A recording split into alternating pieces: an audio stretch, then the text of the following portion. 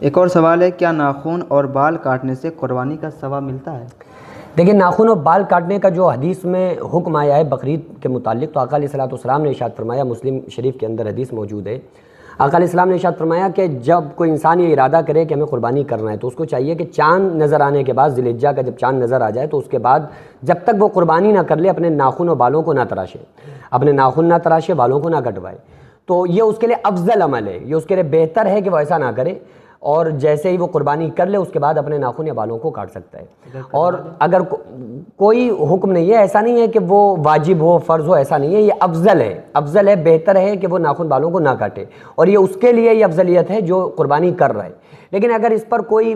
ایک ایسا بندہ بھی عمل کر لے جو قربانی نہیں کر رہا ہے تو بھی کر سکتا ہے، کوئی مسئلہ نہیں ہے۔ اگلا سوال ہے مفتی صاحب، قربانی کے جانور کی روح کون نکالتا ہے؟ دیکھیں، ویسے تو انسانوں کی روح نکالنے کے لیے اللہ تعالیٰ نے حضرت ملک الموت، جن کو عزرائیل علیہ السلام کہا جاتا ہے، ان کو قابض کیا ہے اس پر کہ وہ روح نکالتے ہیں، روح قبض کرتے ہیں۔ جانوروں کی روح کے تعلق سے یہ تو دیکھو کنفرم ہے، انسان ہو جانور کوئی بھی ہو، کہ اللہ کے امر سے، اللہ کی مرضی سے روح نکلتی ہے، چاہے وہ انسان ہو یا جانور ہو یا جتنی بھی مخلوقات ہیں۔ لیکن جو اللہ تعالیٰ نے ڈیوٹیاں لگائی ہیں، تو بعض روایت میں ملتا ہے کہ جس طرح سے حضرت عزرائیل علیہ السلام، موت کا فرشتہ، انسانوں کی روح قبض کرتا ہے، وہی فرشتہ جانوروں کی روح اللہ کے امر سے، اللہ کے حکم سے قبض کرتا ہے۔ اور بعض مفسرین نے یہ بھی لکھا ہے، بعض اہل علم کا یہ بھی کہنا ہے کہ جانوروں کی روح جو قبض ہوتی ہے، یہ دوسرا کوئی فرشتہ اس پر مامور ہے کہ وہ اس کی جانوروں کی روح کو قبض کرتا ہے۔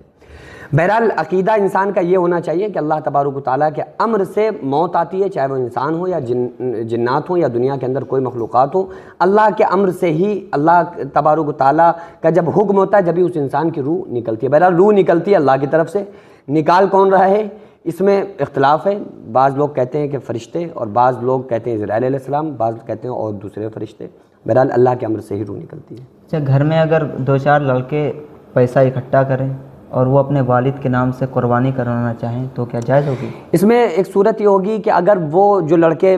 پیسے اکٹھا کر رہے ہیں، اگر وہ خود میں اپنے آپ میں صاحب نصاب ہیں تو ان کے اوپر لازم ہے کہ وہ پیسے اکٹھا بھی نہ کریں بلکہ اپنے پاس سے، اپنی طرف سے قربانی کرائیں۔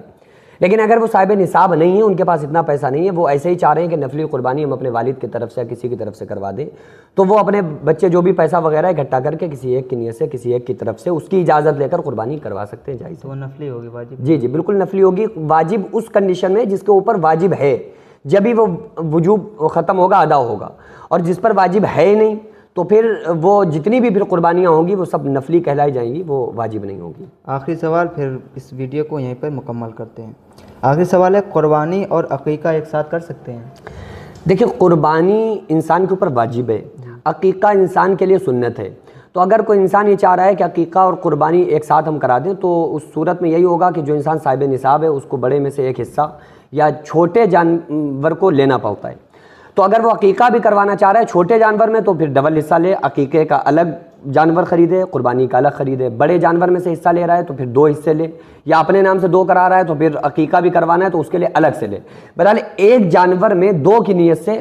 آپ عقیقہ اور قربانی دونوں کر سکتے ہیں، کہ ایک جانور آپ نے لے لیا یا آپ نے 2 حصے لے لیے، ایک حصہ آپ کا قربانی کا ہو گیا، ایک حصہ آپ کا عقیقے کے لیے ہو گیا، تو اس صورت میں بھی جائز ہوگا، کرا سکتے ہیں، اجازت۔